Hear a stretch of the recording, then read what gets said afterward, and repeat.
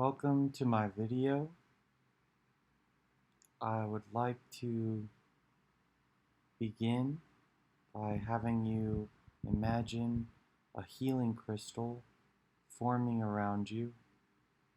This crystal wards off bad thoughts and heals your body, your mind, and your spirit. And this crystal is of you.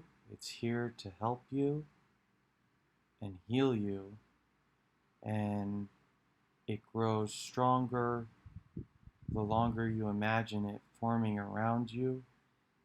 It can take whatever shape you wish that you believe is most beneficial for it to take. You can close your eyes and imagine this, or leave them open. You can sit in your favorite chair or be walking. I'm going to have some imagery in this video, but it can also just be listened to and occasionally glance down to see the image of the time. And your beliefs are safe within this crystal, so this is not going to be a video of me attacking any of your beliefs. It's more just to help you help yourself. Okay, so I've provided a slideshow with Dr. Jordan Peterson and Sam Harris meeting on the first slide. And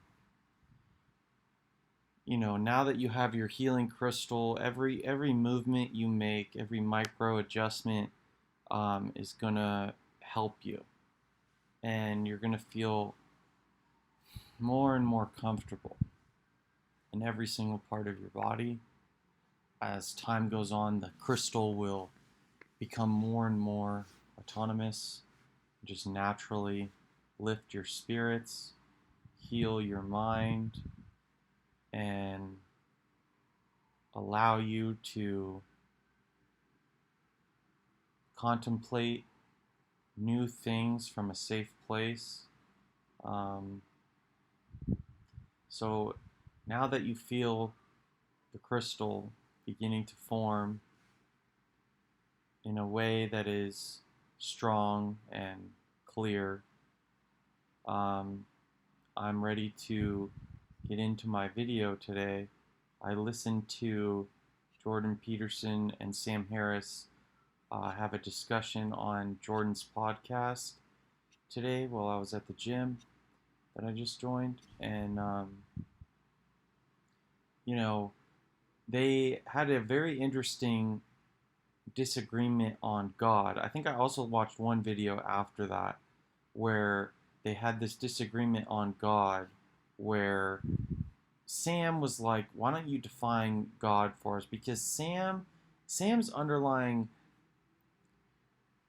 attack or like question of Jordan Peterson is, or his concern with other people liking Jordan more than they like him, is that it's from a good place. He thinks, we need to get away with this religious nonsense that is dangerous and can cause harm, and people are believing in. He believes that Jordan Peterson is bringing people to Christianity, and that he would prefer to do away with notions of a all-knowing God with a divine text that we should take seriously as divine. And he's like, why don't you define God? Because he knows that Jordan's definition of God is different than a religious fundamentalist who might be strengthened by Peterson's brilliance. So Sam's like, why are you on their team? Why don't you tell us what you really think? And Jordan defines God in a variety of different ways. And one of the examples he used is, it's what makes you feel guilty. And then he lists all these different long-winded explanations of what God could refer to. And then Sam goes, I noticed in that laundry list of explanations of God. I'm gonna let this helicopter pass by. I'm gonna return to our healing crystals we have around us. Everything that happens in the next portion of time that this video takes for me to make and for you to watch is okay. And you know, we might not be able to be perfect for our whole lifetime, or do, or we might be able not be able to not sin, but you know, we can not sin for the length of this video. Like if you're sitting calmly, peacefully somewhere, or walking your dog, and you mean no ill will, and everything you're doing in this moment, this span of time, is holy or benevolent or harmless, blameless, then you can lean into that and know that even if you're not a perfect being throughout all of time, allow yourself to be perfect for these 10 minutes, or to be guiltless, because you're not doing anything wrong. You're here to explore mentally and heal physically and spiritually. So anyway, now that the helicopter is gone, we'll go back to the definitions of God. So Jordan is says all these things, and then Sam says, well, I noticed in those list of definitions of God you just gave that you didn't mention a God that doesn't want you to masturbate. And the crowd gets a laugh, the crowd cheering for Sam, and then there's a crowd cheering for Jordan. So this was a video clip from one of their live debates or discussions. And I don't have a dog in this fight. I actually grew up admiring Sam Harris because I liked reading atheist books and found them to be more insightful, and at least someone is saying rational things. And Sam was a guy who very early on I identified as, this man thinks and speaks clearly about religious subjects, so I'm a fan. So I was a fan of Sam Harris long before Jordan Peterson hit the scene. I would say that if I do have a dog in this fight, it's both of them. I'll try to strengthen both of their arguments, but being honest, I am a Peterson apologist. So I do tend to root for him in these types of debates. And I am currently defending his definition of God and Sam's attack against Jordan, because I don't feel that Jordan responded to the attack as adeptly as he could have. So after Sam says, well, I noticed you didn't talk about the God above who can see you masturbate and thinks that's bad and doesn't want you to do it.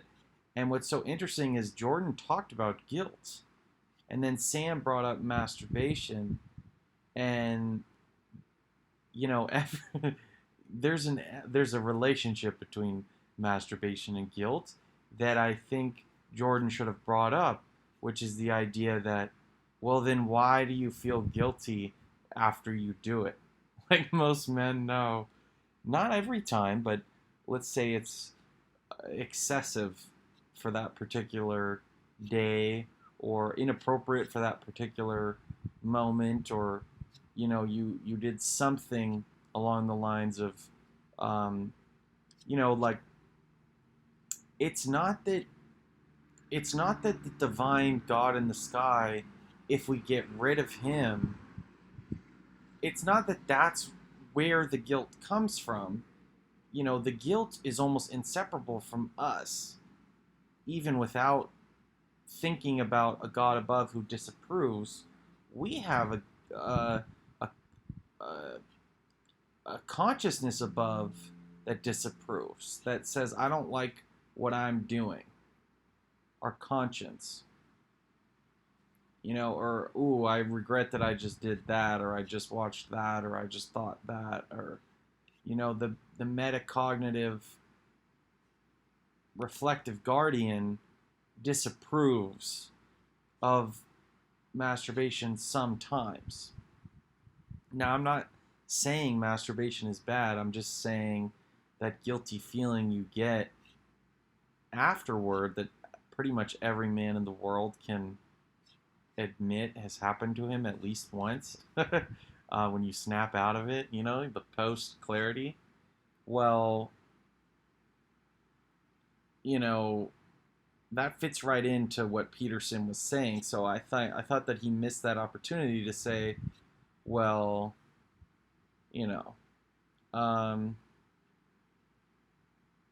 so I'll move on from that. But I really wanted to just give him that counter argument or rebuttal, which is that as much as Sam would like to get rid of the idea of the God in the sky as being real and actually disapproving of sexual immorality,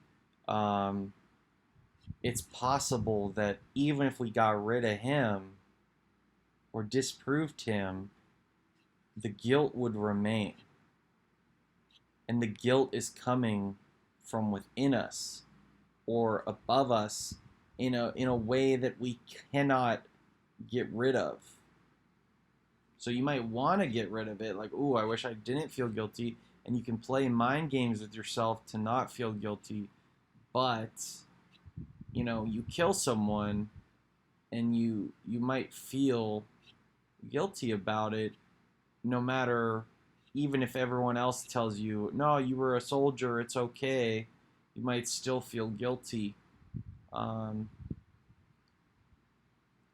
Anyway, these things are inescapable. This is part of the human mental experience, is shame, guilt, or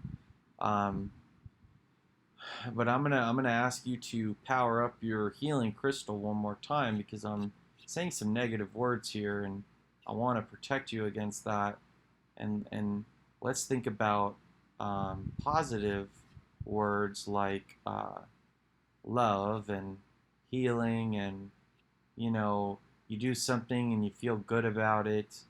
You do a good deed, and someone else sees you do that good deed, and they say, hey, that's cool. Or you see someone else do something nice, and it makes you want to do something nice later. And so I just kind of tried to change the temperature there of my words. But,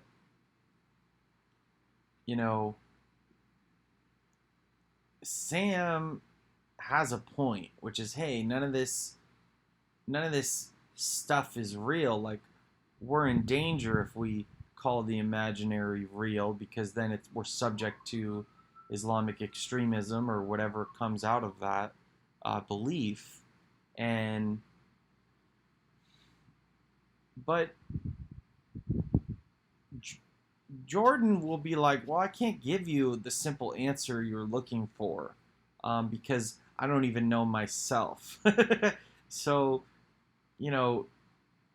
we don't even know ourselves. We're not transparent to ourselves. Like Sam's belief that if we just got rid of the God in the sky, we wouldn't have to feel guilty all the time.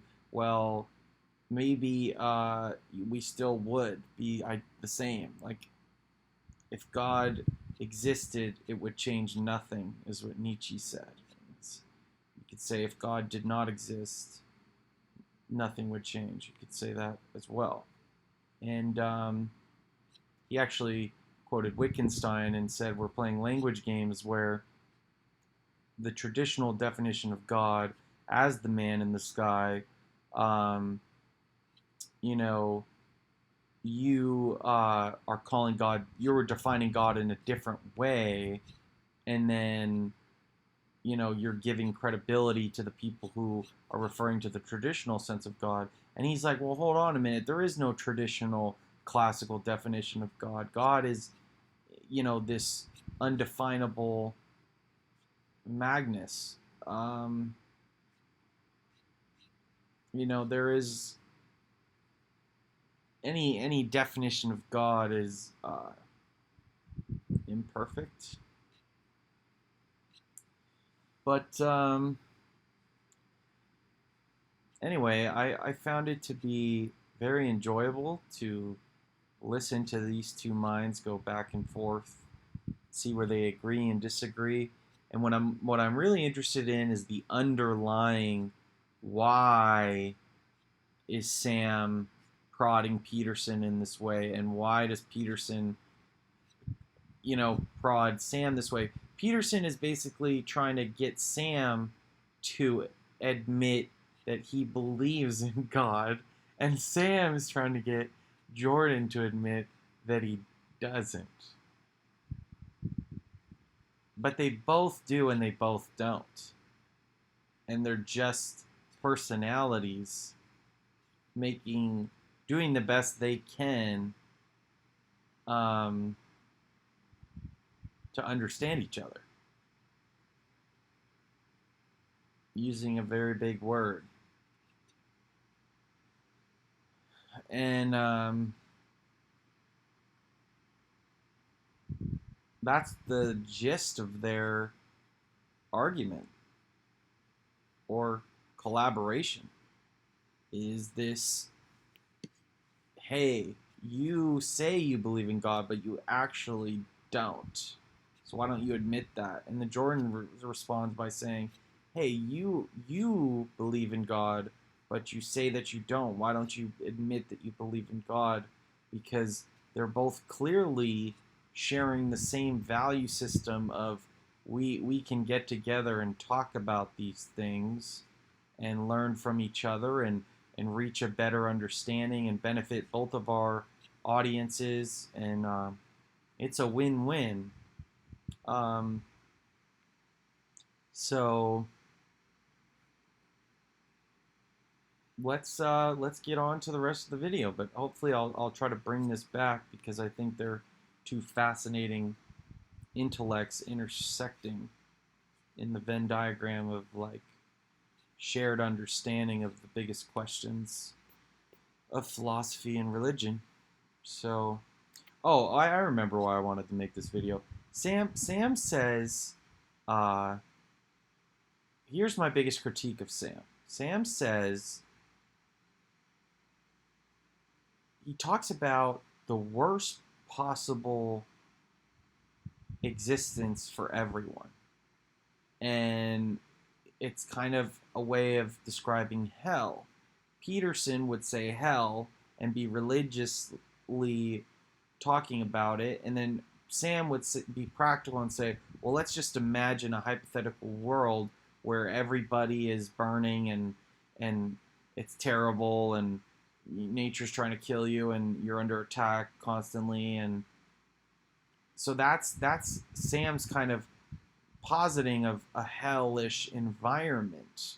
And then he's saying, let's go towards the good environment. It's like, my cloudland, basically. Like let's go toward the utopia and away from the tyranny or the worst possible outcome that we could have. And then Peterson is like, let's go away from hell and let's go toward heaven. And he reads all these books about the worst things, like atrocities that have ever happened, and then he reads all the books about the best thing ever, like heaven, and then he tries to bridge the gap between the two. And my critique of Sam, or what maybe I could look at it as adding on to it, but no, I'm not Peterson apologist still right now. Let's take a moment, because I'm talking too fast. Let's take a moment to return to our healing crystal, reposition ourselves. Let's get a third layer of light and protection, infusing this crystal with healing energy and calm vibration of truth and the expulsion of falsehood and the infusion of truth and love and forgiveness. And now that we're on that vibe again, let's go back into Sam's mind where he's talking about this outer environment. But I think he's failing to grasp the importance of discussing the internal worst of all possible worlds, or external. Like in the scenario where you're in the jungle and everyone's miserable and you're under attack, well, what is your internal mind like in that environment? And because if you put Bruce Lee into that environment, well, he would immediately start attacking the attackers, and he would defend himself to the best of his ability, and he would find the part of nature that is the least, intrusive, and build like a home, and he would internally view it as a challenge, and he would know who he is and what his capabilities are, and if the nature is too strong for him, or the attackers have machine guns and they're too powerful, maybe he does the best he can. Maybe he gets taken prisoner. Maybe he chooses to jump off the cliff. Like, whatever it is, he's Bruce Lee the whole time. And he's really not having that bad of an experience. If you combine, so the heavenly inside in the hellish outside, in my opinion, would actually be better than if you imagine you're in heaven, you're in cloudland, you're in the utopia, but you're filled with regret and guilt and this internal relentless pain that you try to run away from, but it's always there, and it's maybe you did something you shouldn't have, and you feel that you'll never be able to go back in time, and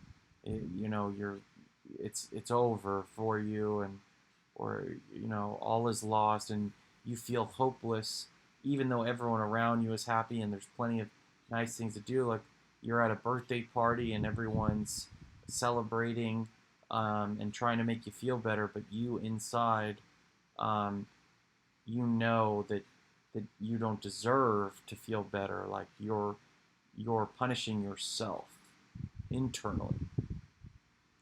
You're anxious of what they think of you, or you're nervous, and you're all these bad feelings in a positive environment is actually potentially worse than all the good feelings in the hellish environment. I would rather be a noble warrior in hell than a jealous Lucifer in heaven. You know, Conspiring against God, and trying to plot evil, or whatever it is, or spread lies and trick people into leaving heaven. Like, whatever it is, like, the internal anguish may contend with the external. So, maybe, hey, like, pain is pain, physical pain is pain, but mental pain is real as well, and it can hurt you even more. In my personal life, I can look back on the physical pain I've experienced, and I'm thankful I haven't experienced too much of it, but I've had appendicitis and had pain in my stomach, or I've had all sorts of injuries, but mentally, the mental pain outweighs the physical pain in my personal life 99 to 1, at least. So it's not so simple as let's create the best possible world for everyone if we're not addressing the internal. Now, I think Sam would agree with what I just said and have a very brilliant counterfactual, if that's the right word, to that. But I just wanted to, so I guess, add on to his argument, and then also, kind of just point out that I think Peterson, when he talks of heaven and hell, is kind of more focused on, well, I don't know. I don't know about that. But, you know,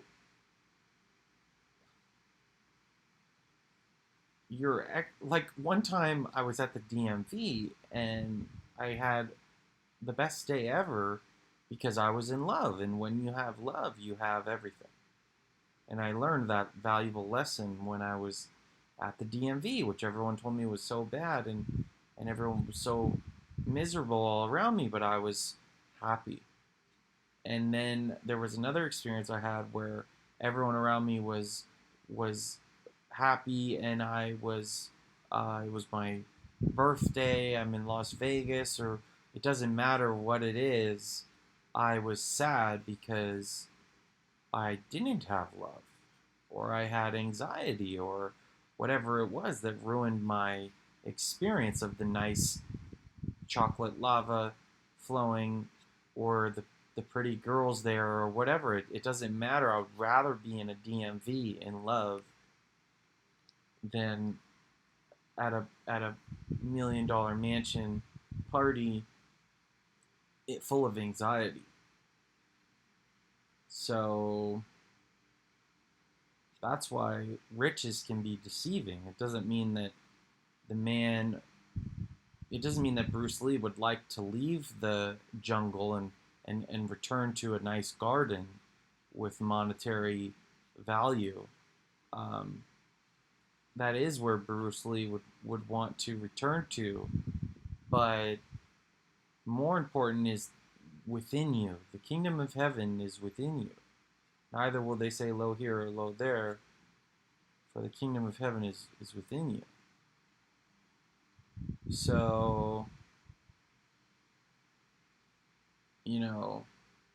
repent. The kingdom of heaven is at hand. I don't know. I mean, Peterson will look at the Bible and treat it as the most valuable source of text to analyze. And then Sam is like, it's just another text and it's not even a good one kind of attitude.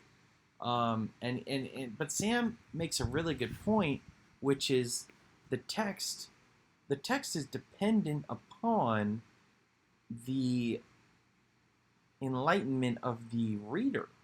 And he made the point that I once took a recipe to prove a point and wrote a mystical text about it, and it kind of worked mystically speaking, even though it was just a random stupid recipe. And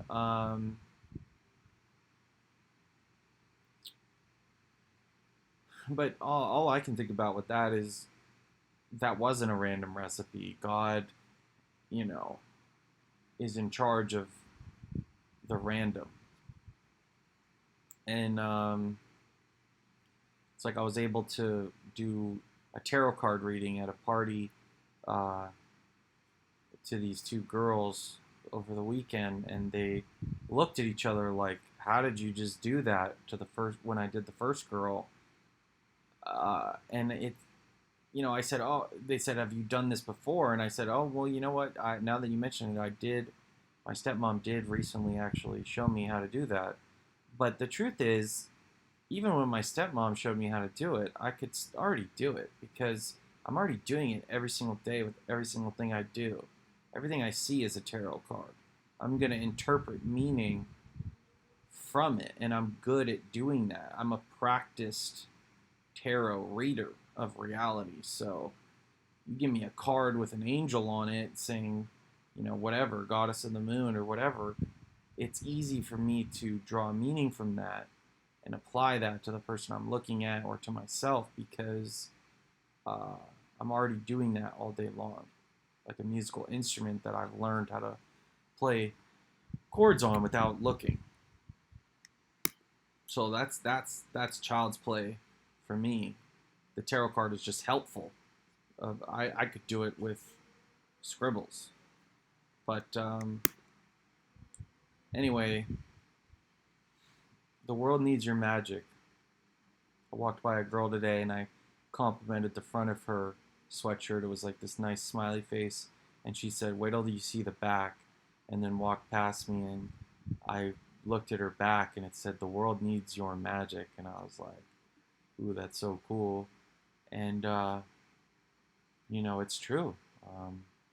You know, imagine, imagine your healing crystal is, you know, beginning to bring out your own internal magical power, and you are more magical than you ever thought was possible. And just imagining the healing crystal around you has already literally made your bones stronger, because all that crystal is, that thought of that crystal is a part of this reality. This reality contains you thinking about a healing crystal forming around you. That's where we are. Therefore, it's actually happening, because it already happened. It was meant to happen, and it has real physical manifestations. The thought that you're having can be quantified. If we hooked you up to machine, a machine 60 years from now, imagine the most sophisticated brainwave thought reading machine, and they were able to read the past 10 minutes of your imagining this crystal that is just helping you, just pure healing and protection and, divine transformation. That can be charted, that can be traced to an electromagnetic field, your aura around you, the thought that you have that is telekinetically picked up by the machine. It will show you, hey, you actually did um, begin to feel better. So, I am Maxwell. That's my full legal first name. And I'm talking about Jordan, which is the full legal name of Dr. Peterson. So, Jordan Maxwell is the name of a conspiracy theorist teacher who I've talked about once before and was one of my most popular videos. So I rewatched the video I put of him on my blog, and I think I actually watched it for the first time, because when I first posted it and watched it and wrote about it and talked about it, I didn't have the patience that I do now, or it didn't have the importance it did now to actually watch the whole thing start to finish. And one of the things he said was, he was talking about the cornerstone versus the chief cornerstone uh, as the Messiah or Christ. And he said the chief cornerstone is the one at the top. And the pyramid on the back of the dollar bill with the capstone lifting off is interesting, because what I thought of is the structure of Jordan Maxwell basically said it, but I'll add to it a little. Basically, when you take this top part of the pyramid off, the rest of the pyramid below that has been decapitated is no longer a pyramid, because it has a flat top, a flat plane top, instead of a single point. However, the part that was ascended, the ascending part of the pyramid of enlightenment, the ascendant part, remains intact fully. It is still a pyramid. So it's the base that is left behind. It is the base that can never again climb to the top without bumping into other people. and disagreeing on where the top is on the plane. Whereas the peak up here at the top, the truth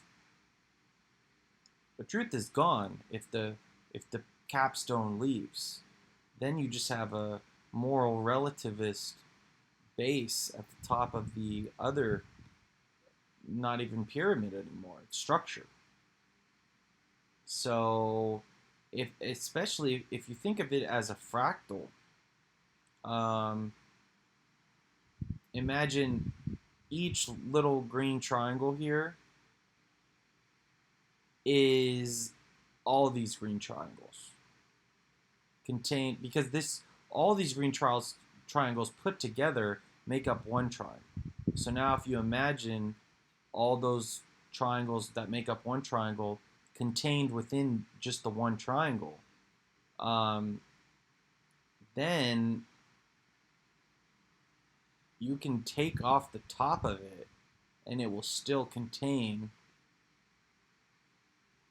all the parts of it, like a fractal.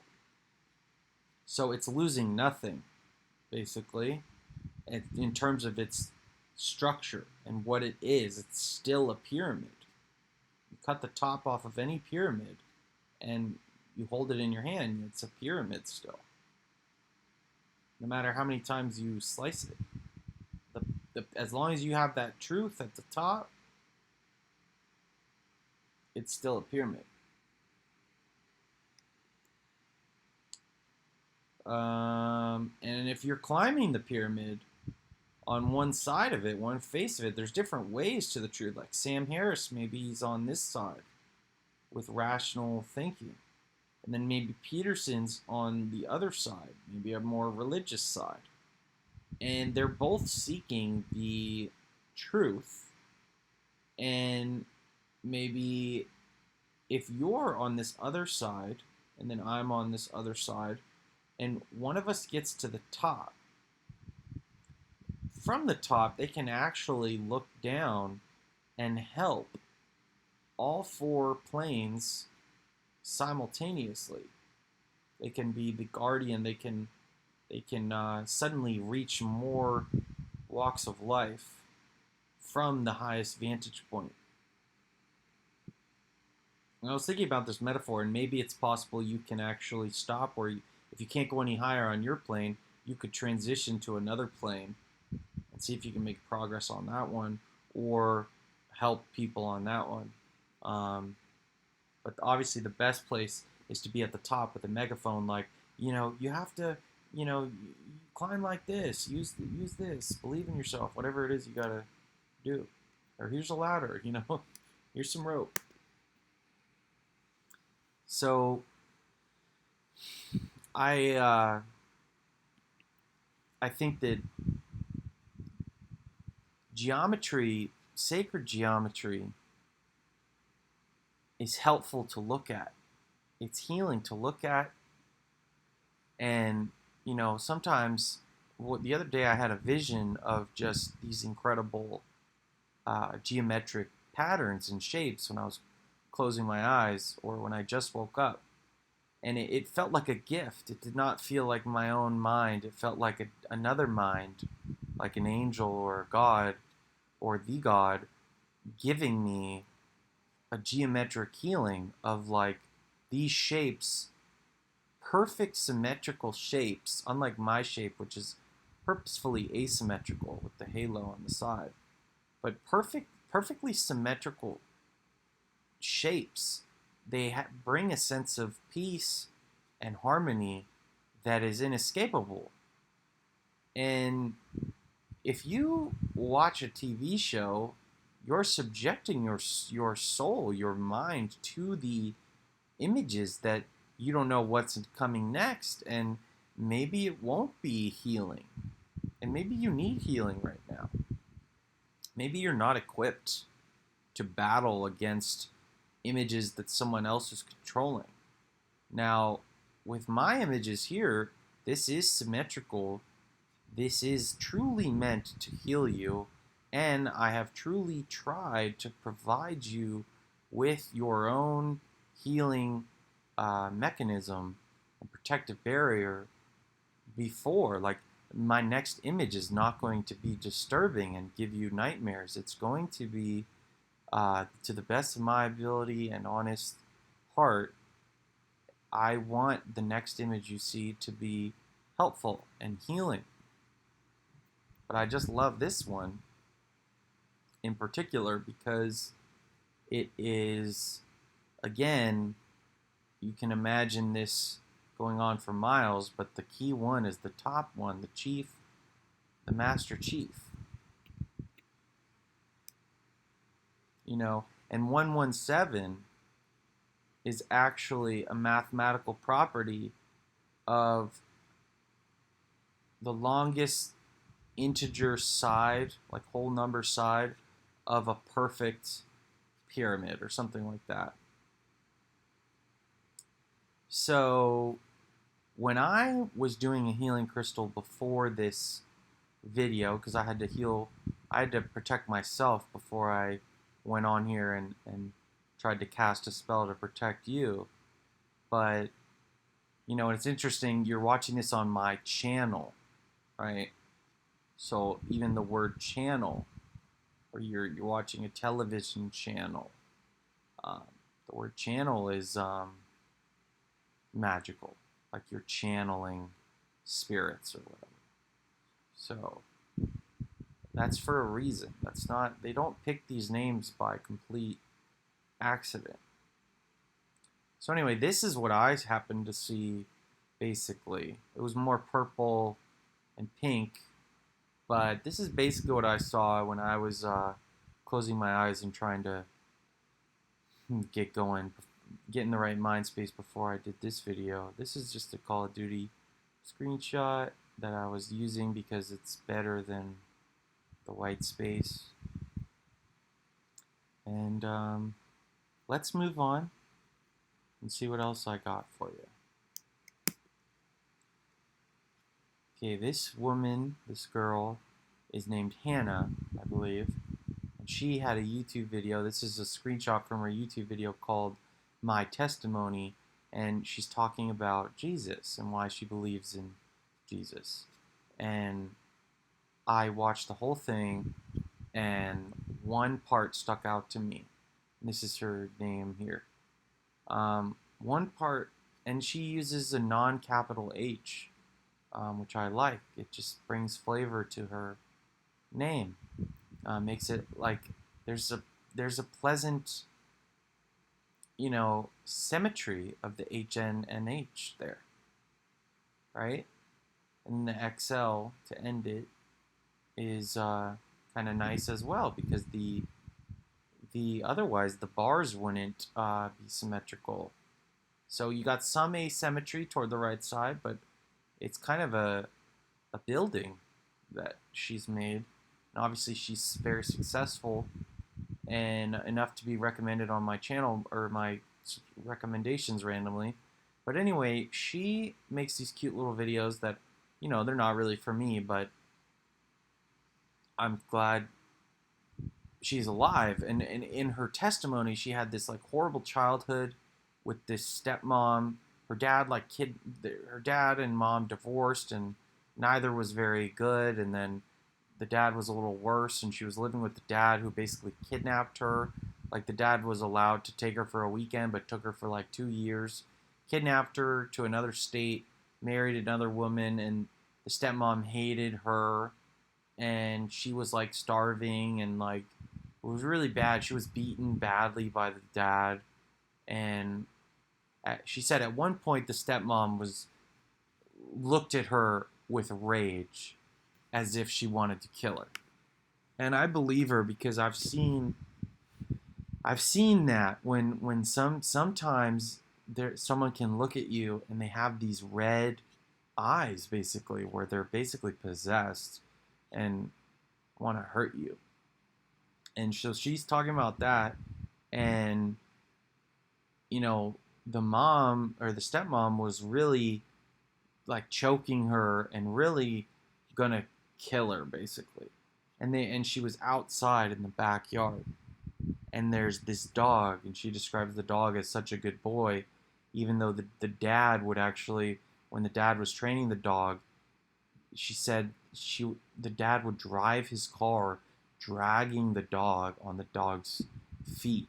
The dog's feet would get, bruised. That was how he disciplined the dog, not bruised, but scratched on the, like horrible, And but anyway, the dog was starving as well, because they're neglecting the dog and they're neglecting the daughter, obviously, because they were drug addict, kidnapping parents, you know, and so anyway, so she's getting killed almost by her stepmom, and she's thinking, really, I might die, and the dog is chained up in the backyard, and she said, this was my God moment. Like, this was her example of, one of the reasons she believes in God is the dog literally, it made me cry. The dog broke free from the chain that it was chained to, and went and bit the stepmom,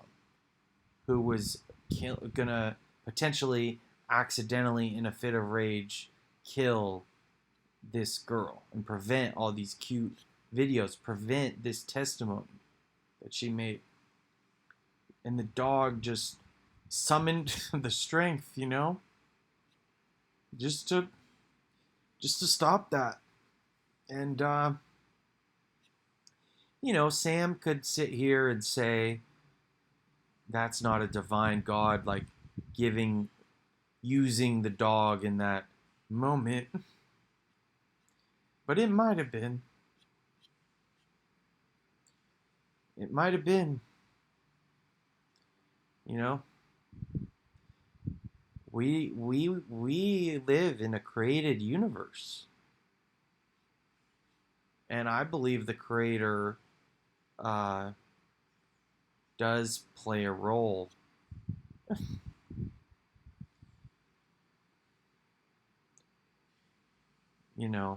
And I've had my own experience or two, but that was hers, and I believed her, I just believed her. And I've thought about it, and maybe, the same neglect that caused the parents to starve the dog is the same neglect that caused them to not, obviously they didn't buy the best chain in the world. Obviously they didn't take care of their chain and make sure their chain was chained properly every day. So the same neglect that weakened the dog was the same thing that allowed the dog to break the chain. But it's such a beautiful moment of heroism of an animal. And animals. I once had a dream of orcas circling me, and I thought, that's strange. And then I saw a video the other day of orcas that are beginning to attack human boats in a way they've never done before. And it's like, ooh, is this a sign of the end of the times? Or what is this? Well, in my opinion, that is the orcas sensing that something is wrong in the world, and the culprit is humans.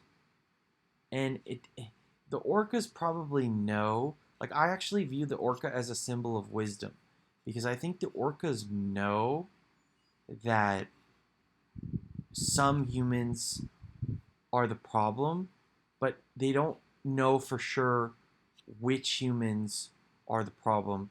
So they don't go around eating humans, but they're taking bites out of the boats and kind of letting us know, hey, we know that you guys are like, we're dying. Like, you know what I mean? Like, the orcas probably, what I imagine in my mind is the orcas went to their yearly party where there's a bunch of seals and they get to pick off the fat ones, and there's plenty of seals to eat, and the seals still get away and are fine, and it's all balance in nature.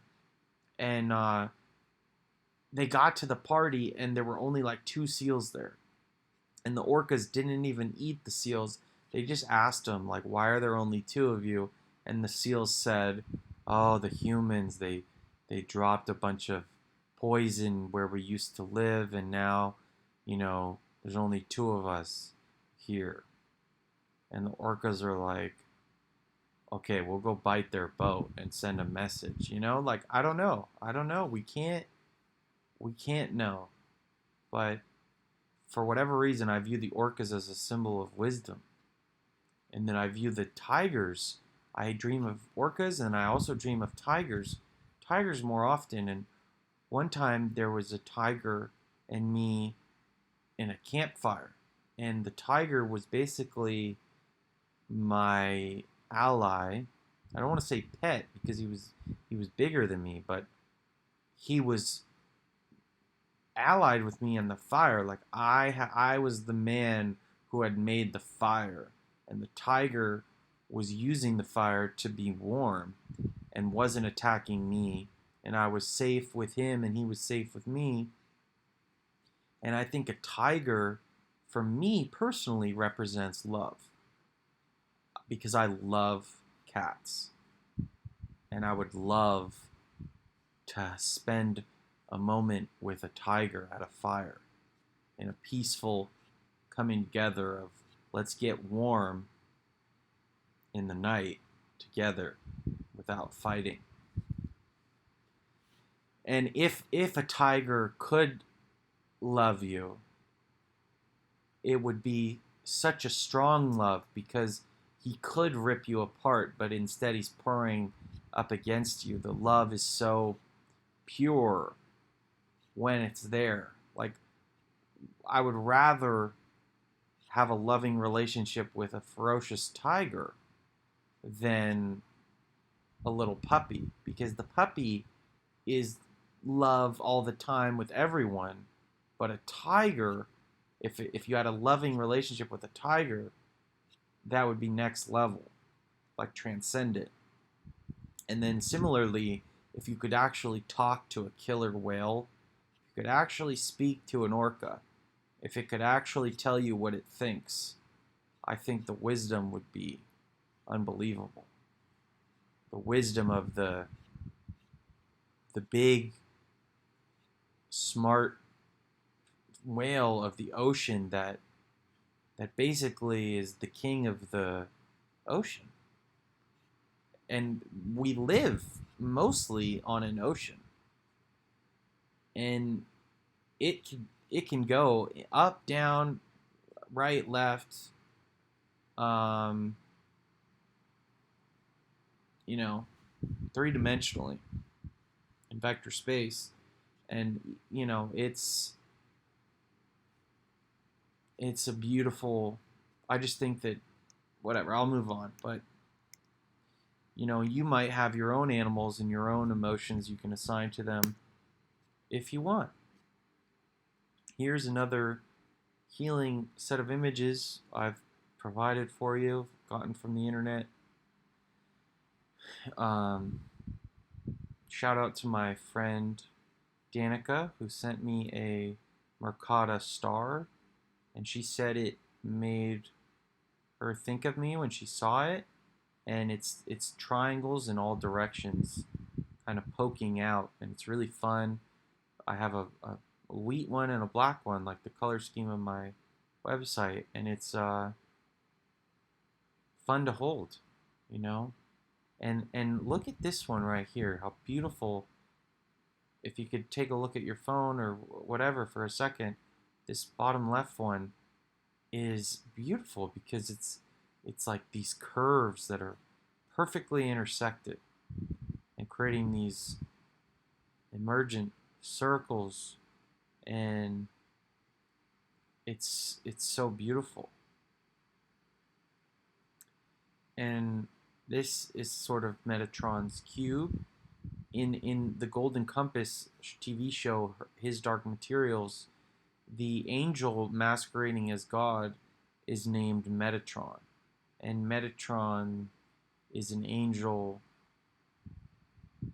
perhaps in the Bible, I don't know, but he has this famous cube that, is I think I define it later in the video, but I'm saying that looking at perfection causes perfection.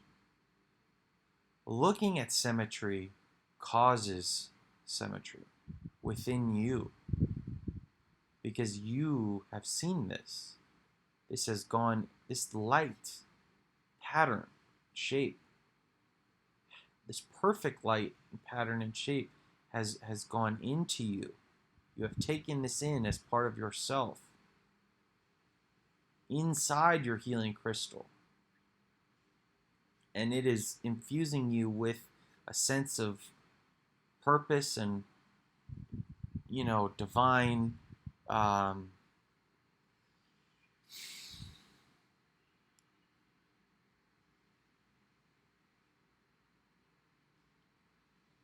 divine meaning and alignment.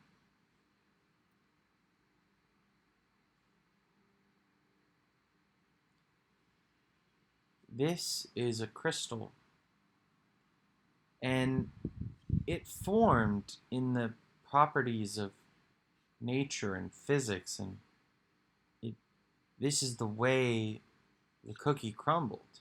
And just viewing it is perfect. It's beautiful. We live in heaven. The kingdom of heaven is at hand.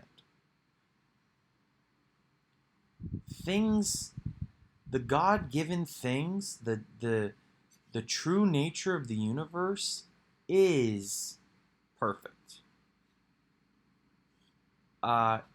We can, we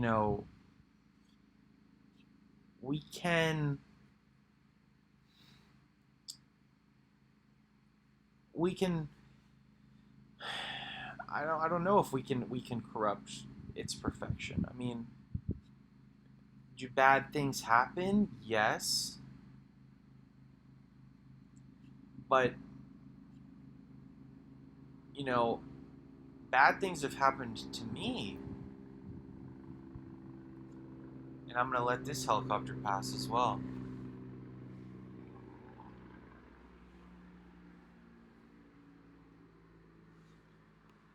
The bad things that have happened to me have made me who I am. And I accept, for the span of this video, I accept who I am, what I'm here for, what I'm trying to do. Not in your whole life, or in my whole life, but just in this microcosm of this moment in time, I accept my past and my present. In light of my present, I accept my past. In the light of my present, I accept the darkness of my past. And this is just a wave. I almost called it an ordinary wave. But you can see the patterns, the beauty of water taking shape using the winds and the force and the tides and the moon and the sun and the energy, the magnitude of the wave, and you can look at it or you can imagine it, but it's perfect. I believe in God and the designer of the wave, the designer of the particle, the creator of you.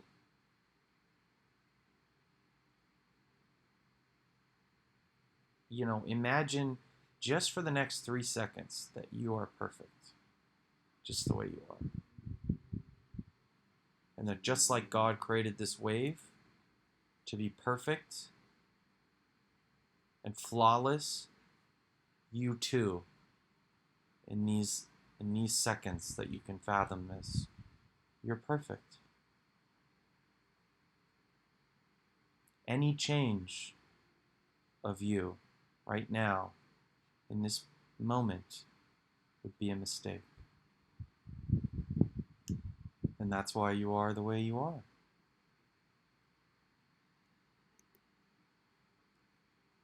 This is a cube depiction of New Jerusalem described in heaven, or in, I'm sorry, in the Bible. And it's a city that's very big, and there's different layers of it. There's different quadrants, and it's like, imagine a perfect, beautiful city, and you see the city around it. So, there's a outer heaven, but then the inner heaven, the sanctum, is symmetrical and tautological and beautiful. And, you don't have to fear heaven and hell in the course of this video. You can just embrace the heaven that you are currently in.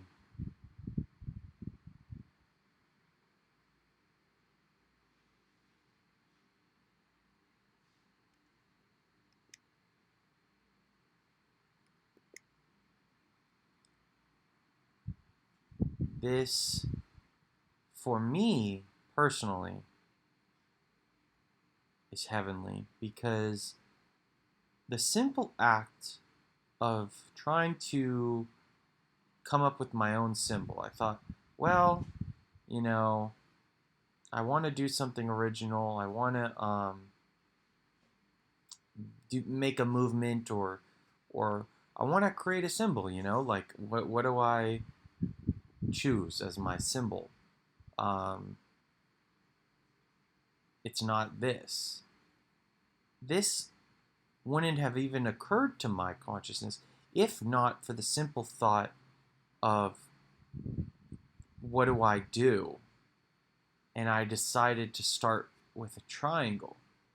I might have had a 15-minute experience where I tried different shapes, but I think I started with a triangle and then I made the oval, and I wanted it to be very simple and replicable, but the simple act of making my little symbol with two shapes intersecting has brought me incalculable beauty and purpose and meaning, to the point where a friend of mine sees a triangle star and sends it to me in the mail, and I hold it in my hand, and then I end up going on the internet and typing it in and finding this symbol in the hue of blue, or with gold accent, like the lapis lazuli crystal, which is my crystal from the name Elam. But that's me. That's my story. That's my tale. And what I'd like is for you to be able to allow yourself to ignite your divine spark of creativity. And the rewards that God and fate will give you just for that one creative act or instinct, if you just grab a piece of paper right now and just scribble a bunch of lines and and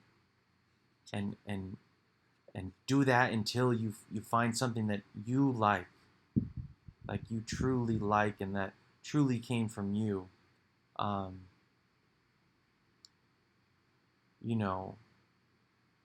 life will open up for you.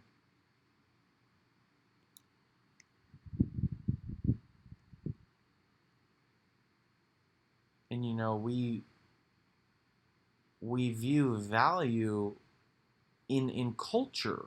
Culture is running on money. And so there are campaigns that have told you what value is. like a diamond ring. But hold on a second. You're telling me that the diamond, let's just look at the diamond. Is that better than this?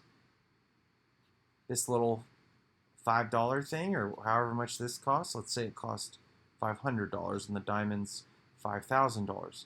Is the diamond truly 10 times as valuable? It depends on who's holding it. Me personally, I experience much more joy from a triangular, crystal, because every time I see a triangle, it makes me happy, honestly, because it reminds me it's my positive imagery I've given to myself of I'm not going to just walk around all day subjecting myself to advertisements. I'm going to advertise to myself.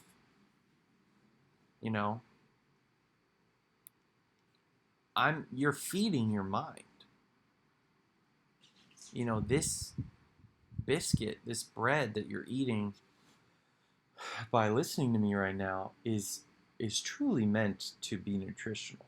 I really don't have I might have an agenda outside of this video or something, but I'm really in this moment I'm coming from a place of life. And so this personally to me is so fucking beautiful, because it's kind of like a two-dimensional object, but it looks three-dimensional because we have the shadow, and I mean it's a two-dimensional image of a three-dimensional object, but it's got my colors and it's got my triangle, and it doesn't have the halo, but it's the triangle evolving. It's like it makes me so happy. Like, this is not what I could have drawn on the page the first day I tried to do something, but this is the result. The result of saying, oh, I'll start with a triangle and go from there. This is what I found on the internet 3 years later, and it makes me happy. Metatron's cube is it watches over the flow of energy, connecting Earth and the divine. So that's kind of what I'm all about, is bringing the divine down to Earth and bringing Earth up to the divine. And it spins. You can imagine a sphere around this, and the inside kind of rotating around the epicenter, and it's spinning and replacing negative thoughts with positive ones. And it's okay to have negative thoughts. You're fully welcome to have those after this video. But during this video, just believe in your crystal around you, the radiant light and glass of golden armor and sacred justice around you, providing you like God's grace, allowing you to feel okay for just a moment.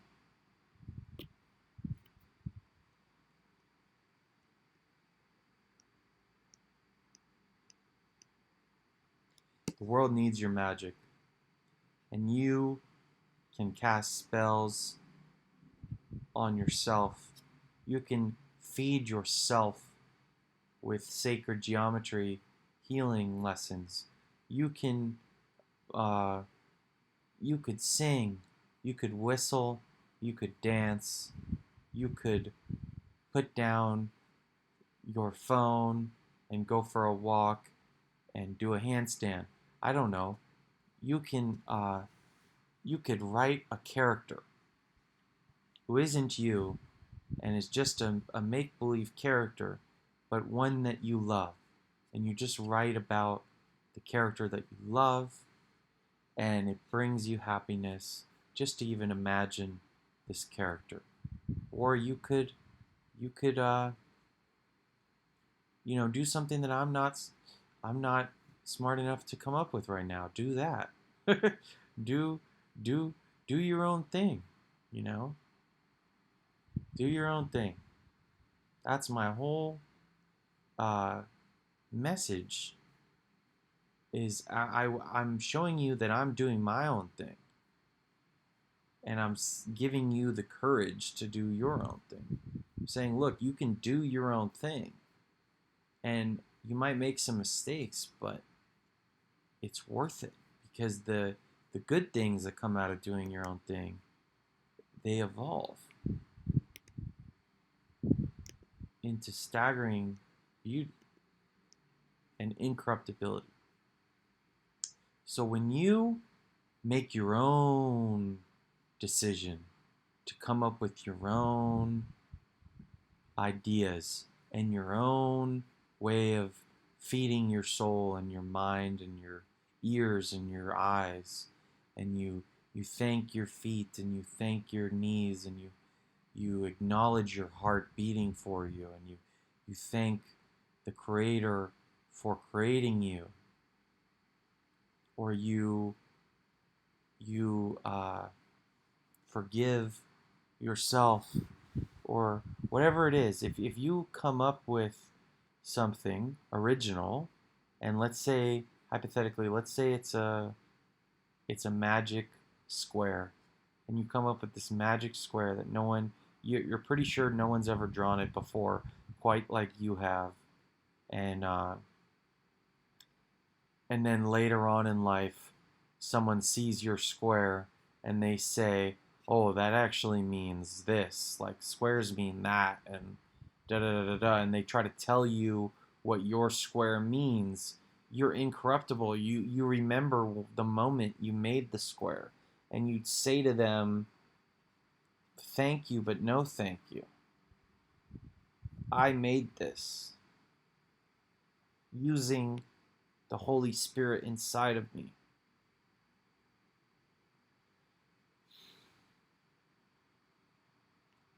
And I know what it means, and I'd be happy to explain it to you. And I'd be happy to listen to what you think it means, and that will only enhance my own understanding. But it won't forsake it. You'll be built on a rock.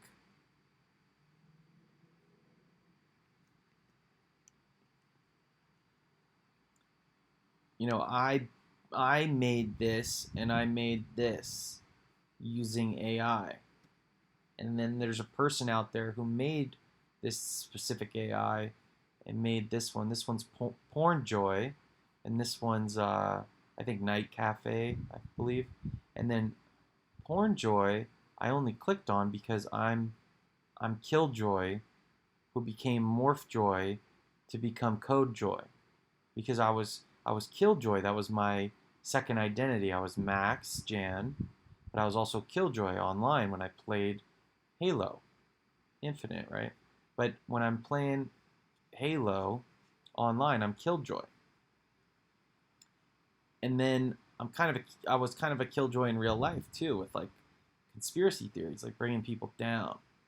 Like, nah, they're gonna bad thought. No, but we're in the crystal right now, so I'm not doing that. I'm not Killjoy right now. I'm actually Code Joy. but I knew that I couldn't just go from Code Joy. I couldn't go from Killjoy to Code Joy. It never would have occurred to me to learn how to code or to have fun doing it. No, I was Killjoy, and I knew I needed to be something else. So I made my password to everything Morph Joy. So I understand how to manipulate myself, because I understand manipulation that they were doing to me, or that I believe were doing to you. I understand the importance of symbols and images and stuff like that, words and magic. Basically, it's magic. You're magical. You're beautiful. You're healing. Let's take a breath, and let's bring on a fourth layer of protection. Take your favorite color and imagine that color soothing every single cell in your body.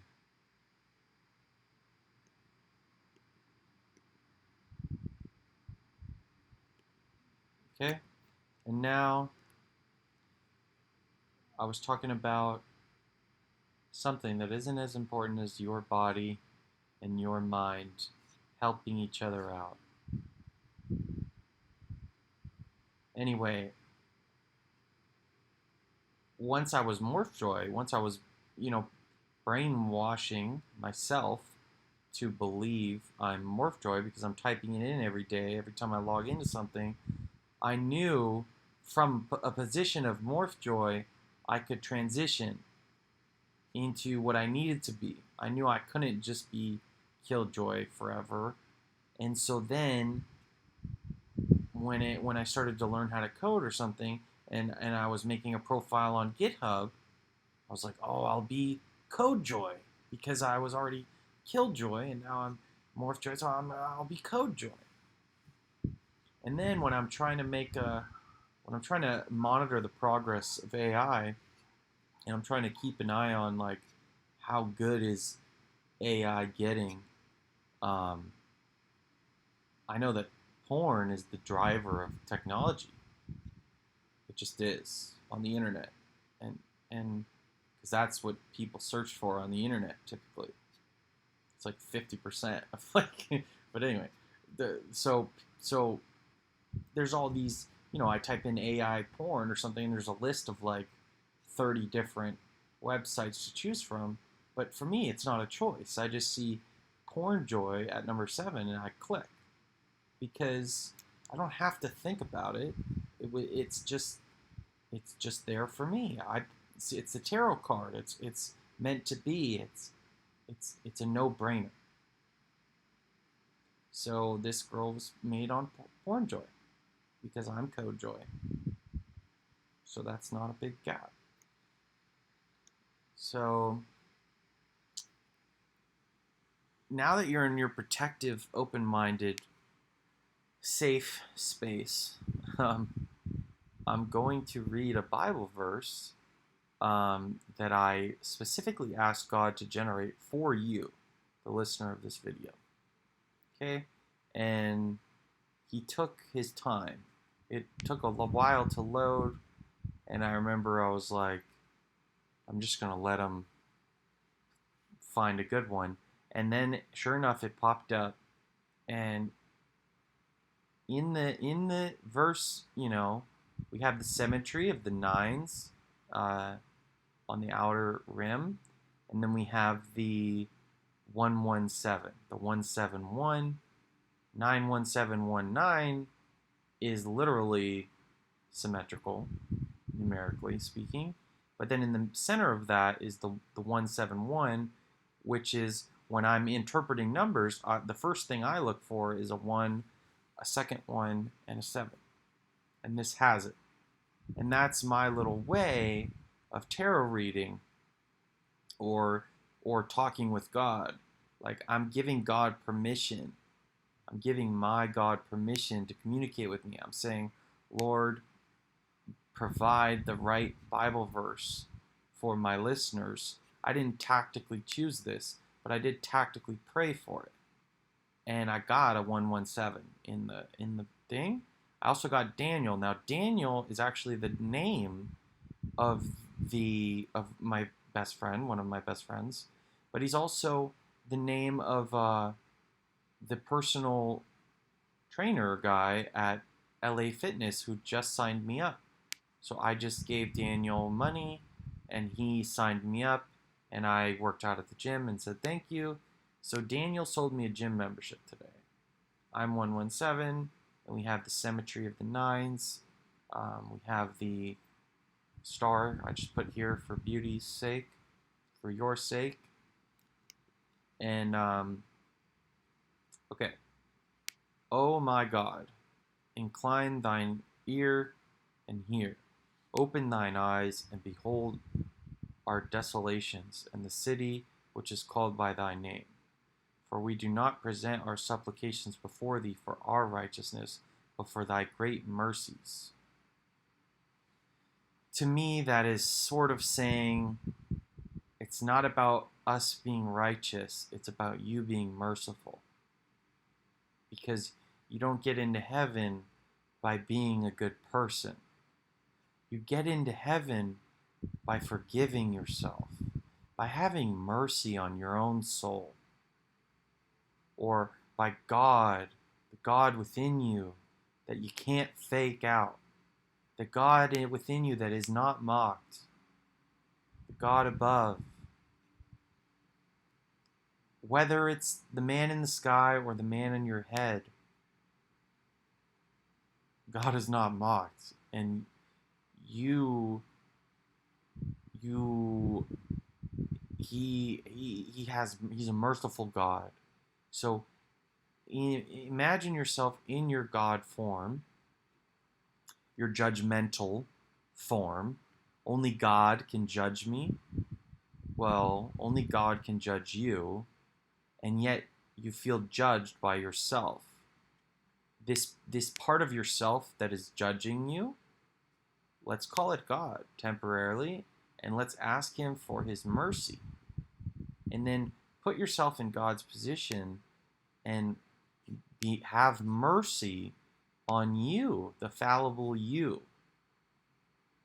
So the infallible part of your mind needs to have mercy on the fallible part of your mind, and it's by believing in that merciful relationship that you can truly enter the gates of heaven.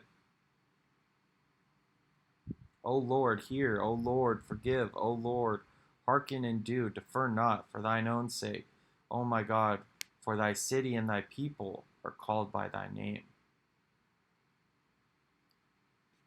Now therefore, O our God, hear the prayer of thy servant and his supplications, and cause thy face to shine upon thy sanctuary that is desolate, for the Lord's sake.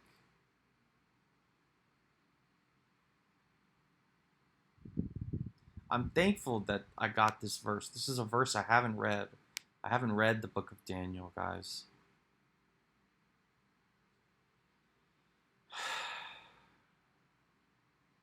The truth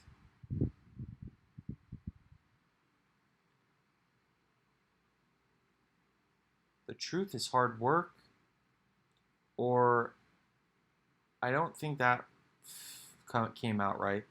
It's not that the truth is hard work, it's that obtaining the truth is hard work. The truth itself is easy, right? Jesus said, I am the truth. My yoke is easy, my burden is light. I am the way, the truth, and the light. And Jordan Maxwell would say, it dawns on you, the Son of God is resurrected in the morning star, Lucifer, the light bringer. You know, all these realities are, you know, these stories. I said it in my White Rock video, but I'll say it again because it bears repeating. Like these triangles, bear repeating. You know, let me take a moment. Let's just power up again. Just getting a little bit anxious of how to explain something. So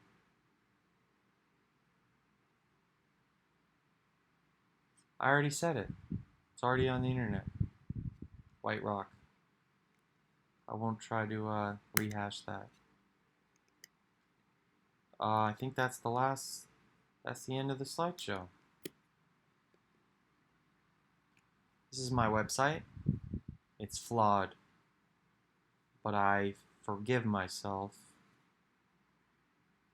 and I have mercy on my flaws, and that allows me to create things.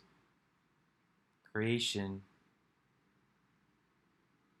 you could literally throw me in the jungle, and sure, I'll be mad. I'll be mad that there's no soft bed, and I'll be mad that I'm under attack, or you could throw me in a concentration camp right now, like Viktor Frankl. But if I'm internally sound and know what I'm here to do and who I am and all these things, it really doesn't matter. Every situation you put me in is just another opportunity. You know, now is there on the extreme end of things? Is there just pure suffering and pain? Yeah, there is. But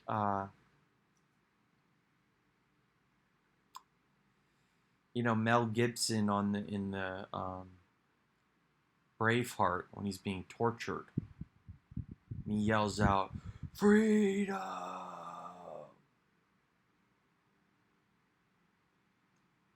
He's not tortured in his mind. He's using every last piece of energy that he has hold of, within him, that holds him together. He's using it for good, in spite of the torture. And when Jesus was on the cross, he turns to the guy next to him, and the guy next to him is a criminal, a thief. And Jesus said, well, the guy on the thief, he had two criminals on each side of him, and he was in the middle, and they were all getting crucified together. And one of the criminals said, "Lord, I believe you're the Messiah. I am a sinner.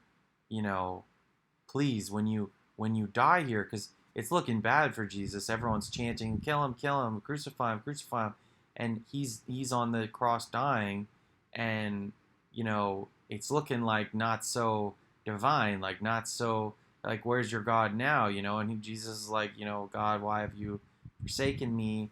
And it's dark times, perhaps, and the sky's, I don't know what the sky's doing at that point, but it's looking like, if you're an audience member looking at the crucifixion, you're like, yeah, this is just, just a man. He bleeds, although he bled water, right? Kind of, but anyway, I'm getting a little manic. Gotta calm down. What I'm trying to say is, you probably don't know this part. You might, though. He looks to the guy. The guy that's to the left basically says, when you die, we're both gonna die. When you die and you get up to heaven, save me, because I know, like, he's looking to the guy on the cross for help. He's not looking to the audience members for help, because they're not going to help him. They've already crucified him and are watching him die. He instead looks to Jesus and says, "I believe you are who you say you are. When you die, or and you're still alive or whatever, save me."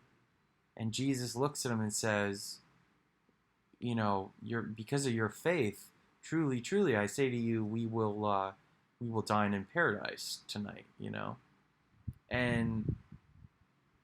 And then what does Jesus say? He says he's coming back like a thief. And what thief do you think he's coming back like? Because in that moment, Jesus loved that man, because that man, although he was a very bad person potentially up until that point, he had faith in Christ, even as Christ was at his most point, where it's the hardest thing to believe in him, because everyone's up against him, and he's no godlike powers are preventing this murder, or And so Jesus is at his weakest point, and the man still looks to him for help. And that faith was rewarded. And then you have the other criminal on the other side, I think, didn't do that. But I think Jesus, in that moment, he loved the thief. And he values the thief. And he says to the thief, you are redeemable. Through your faith, I will redeem you. And now when you get to heaven, all your thieving, you can teach me. You know, we can be a team. And then when I come back, I'll come back like a thief. And I'll steal, you know, the truth. Or whatever he means by he'll be unexpected. He'll be you know, he'll be shrouded in mystery. He'll be a dark figure, like you won't see him coming. And he learns that from the thief. Like, you see what I'm trying to say? Like why would God he chooses the word thief. He doesn't say I will come back like a god. I will annihilate, you know, all the forces of evil with one. I mean, he does say that eventually, but his initial promise of returning is as a thief. And that means he views thieves, even thieves, he can see the light in them. He can see what's useful about them. See what I'm trying to say? Like, if you're a thief listening to this, you're just a diamond thief. And that's all you do is steal diamonds. Well, God loves you. And you're good at it, and he's gonna use you. But only if you look to him for help.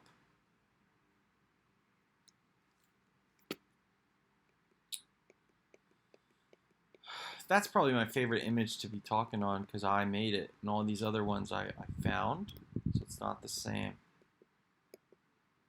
Although I do like that one.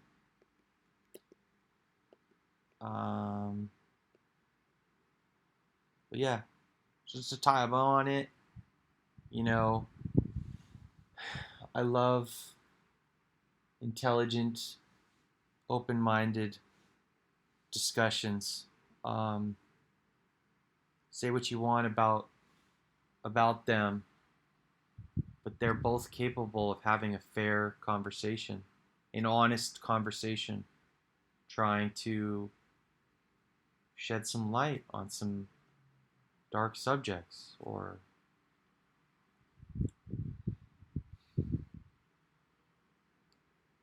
trying to make sense of the world, right? That's me. I'm just a guy trying to make sense of the world, and I might make mistakes, but God loves mistakes. God, another interesting thing about the biblical account of God, the traditional, as Sam would say, the God figure of Christianity rested on the seventh day. Now really think about what that means, because you know some people try to say God is perfect, God is this, God is that, God is you know, infallible. Well, if he's perfect and infallible, why did he rest on the seventh day? Why didn't he create the world in 6 days and then say, I'm done, I'm fucking awesome? No, instead he takes the seventh day off, and he says, man, if I have to take the seventh day off, you all get to take the seventh day off as well. And so, you know, I don't know, maybe what that's saying is like your internal God, your internal, the thing that's punishing you, the thing that has placed you in hell, where you have to turn the radio on, you have to go on YouTube. You can't just sit there with your own thoughts for too long without getting anxious to fill up your auditory or visual environment, like whatever it is.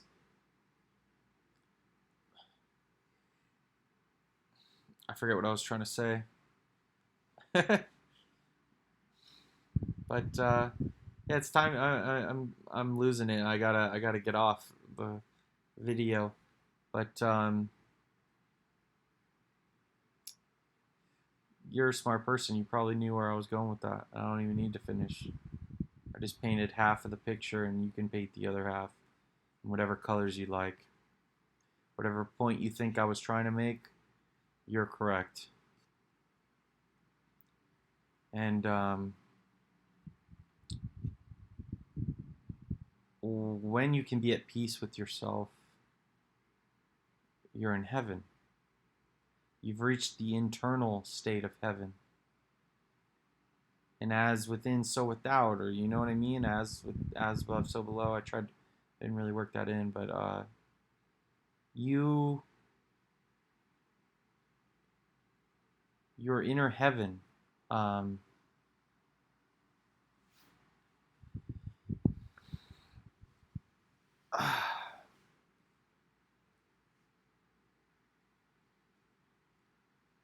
Forgive yourself. Allow yourself into the gates. You are Saint Peter. You are like the God.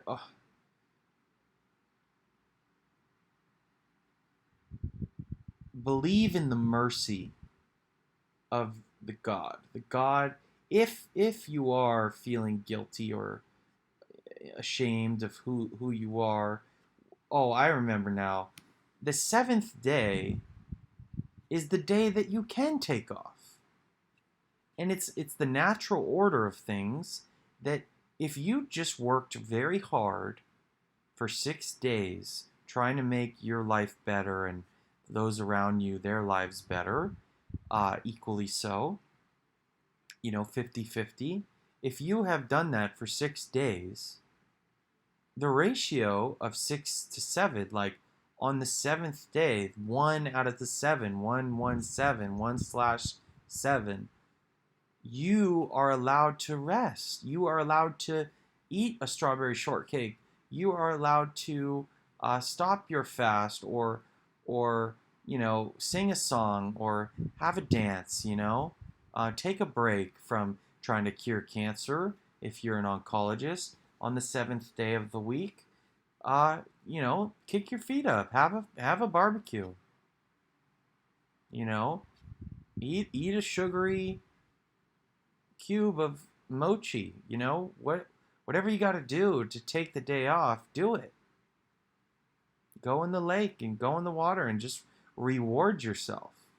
And there will not be a God within you saying you should have worked all 7 days, because the divine ratio of God is saying it's actually okay to take 1 out of 7 days off. And 7 out of 7 days is kind of a mistake. Now, if on the Sabbath, if on your day off, which could be Saturday or Sunday, in my case it's Monday, because of chess club was on Monday, so I chose that to be my day off. If on my day off, which I think is today, if on my day off I have to, Jesus said the Sabbath was made for man. Man was not made for the Sabbath. So if I got to make a video, I got to make a video. But it's okay. I'm not. Don't beat yourself up for working on the Sabbath in the same way that you don't beat yourself up. Just literally take a day off from beating yourself up is what the Sabbath is. Work if you want to work. Don't work if you don't want to work. But everything you do, do it in peace within yourself. Forgive yourself for that 1 out of 7. 1 out of 7 in a fraction. If I had to do it, if I had to try, it's hard to do math and speak linguistically at the same time, but I'm going to just try one more time because last time it was a fail. Last time I tried to say 1 out of 11, I failed to recognize it was an irrational number. So I landed on 9% with some degree of certainty, but the truth is it's 9% repeating. So it's 9.09090909%. And I was doing that because 3 out of 33, I was analyzing why do the Freemasons like 33? And that would be, the 33% of the angels that Lucifer was able to convince. That's my estimation of that number, but the 33. The Mason Lodge that I infiltrated or went to, and spoke to the 32nd degree guy. I have a video. Elam shines the light on Freemasonry. We talked, and he was like, this is only a lodge of the first 3 ranks. And I'm here, but we only have first 3 ranks here. And then, you go somewhere else for the other. And I thought, interesting. I bet that means something.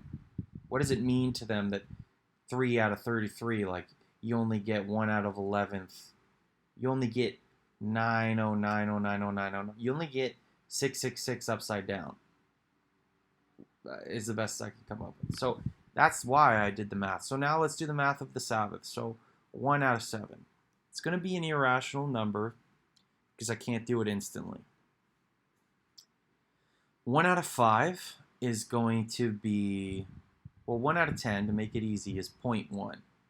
So 10% is 1 out of 10.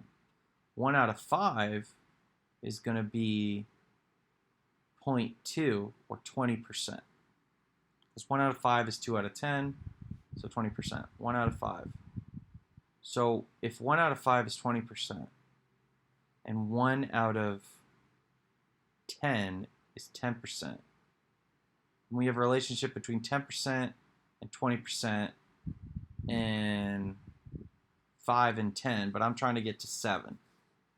7.5 is in between 5 and 10, so I'm going to go there. So I'm going to say in between 10% and 20% is 15%. So 15% should be 1 out of 7.5.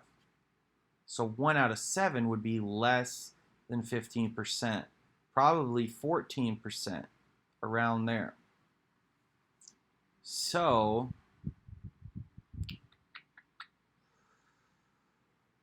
one out of 7. I wonder if it would help me to go 7 out of 1, and then add the 0 and do it that way and see if that has a pattern and if that could enlighten me at all. But the way the digits will go, the irrational number that happens when you divide 1 out of 7, those numbers will have a certain structure to them, I believe. And instead of wasting your time, let's just, instead of doing more math in my head, let's just see what it is. Okay, so it's 14%, but then it doubles to 28, and then it kind of doubles again. 28 doubled would be 56, but then we're getting a 7 instead of a 6, and then we get the 14 again. And what that means to me is that it's actually 142856, but the 6 has rounded up to the 7. I don't know. I mean, but it starts repeating after the 7. That should have been a 6. And we have the 1, and the 7 within the number. We have the repetition of 14285, but it doesn't go on infinitely. And in between that is the 7, the 7th day. And so 1, 4, 2, 8, 5, 6 to me is it's a doubling of 7. You see? So the 7th day is doubled to become 14, which is doubled to become 28, which is doubled to become 57. So, you know, pick a number, any number, and let it show you God. Pick a color, any color, and let it show you God.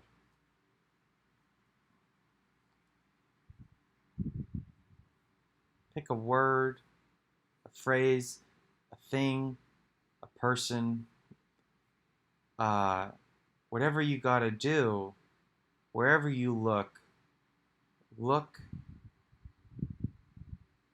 with awe.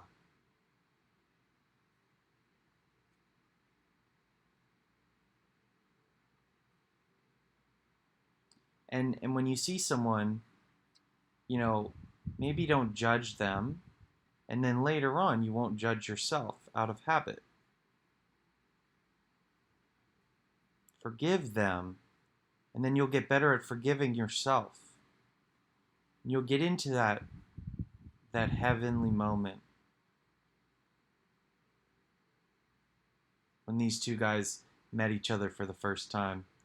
In this picture, I see a great deal of respect, and my mind, if you've gotten anything out of this video, my mind stands on the shoulders of Sam Harris and Jordan Peterson, among others. But they are giants. And I am a consciousness giant because I believe that everything has a sort of consciousness to it. And we human beings, in terms of consciousness, like we're these consciousness giants, these thresholds of viewing reality, these lumbering gods almost. We're men and women that have so much to experience, so much to bring to the table, and we have so much responsibility and ownership of both our feelings and happiness and others around us that we see. And you know, Jordan looks like he came prepared out of respect for Sam, and he looks ready to defend God. And Sam looks at peace, knowing that he's defending his God. Or maybe he wouldn't use the word God, you know, but he's defending his truth. And he's at peace with his truth. And he thinks this is going to be a transformative experience. And he's prepared for it. And, you know, I want to leave you with one last thing that I thought of today, which is that Eddie Bravo, he's like a judicial... I got a thing in my neck, so I'm just moving my neck right now to heal it. Oh, we're almost done, body. I know you want to get up. So Eddie Bravo does jiu-jitsu, but he also goes on Joe Rogan and talks about flat Earth and conspiracies. And I think personally, I wouldn't describe him as smart, but I would describe him as wise. And I think he's a good example of someone who is wise but not smart. And I mean that no disrespect to Eddie. The way I view Eddie Bravo is imagine these two guys are both looking to the right, and they have arsenals. Like Jordan Peterson has like a rocket launcher, like Iron Man stuff coming out of his shoulders, like ready to, and laser eyes like Superman. And Sam Harris is like, Dr. Fate and can like levitate and like Professor X people.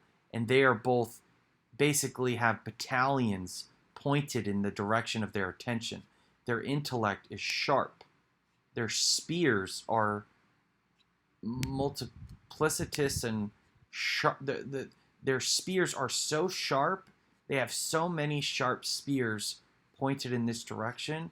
And then Eddie Bravo, in my opinion, would be a lone guy, like fighting in the other direction.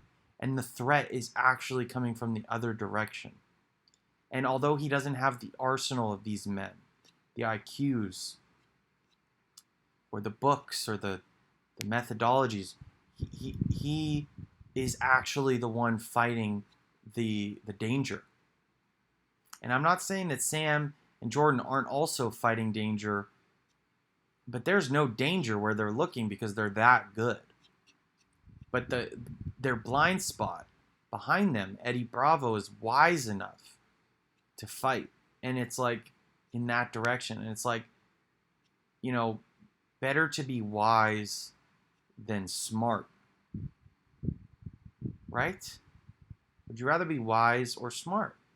And I think too often in my videos I talk about how smart I might be or how stupid others might be. But it's not that. It's really a question of wisdom. And my intelligence, my smartness, my intelligence is the sharpness of my spear or the sophistication of my weapon system. But the radar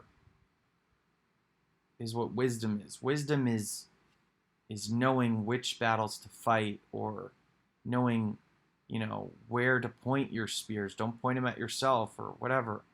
Anyway, that's Eddie Bravo for you.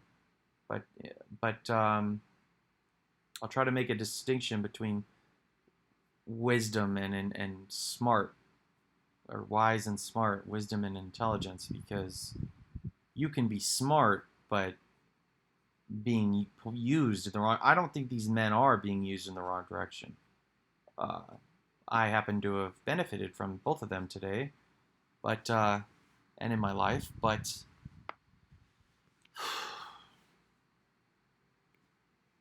you can be wise. Philosophy is the love of wisdom. God bless you. May you find the truth. May God forgive you. May you ask for forgiveness from your God, even if